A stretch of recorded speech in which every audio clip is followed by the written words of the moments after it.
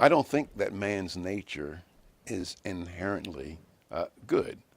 Uh, I think that there must be constraints on human behavior because otherwise people will indulge their preferences. They will take from our neighbor, and I think that you have to do those kind of things and recognize, in the recognition, that we need controls on human behavior. I don't think man's nature is inherently good, or otherwise we would not see all of the horror, war, slaughter, genocide that we've seen throughout mankind's history.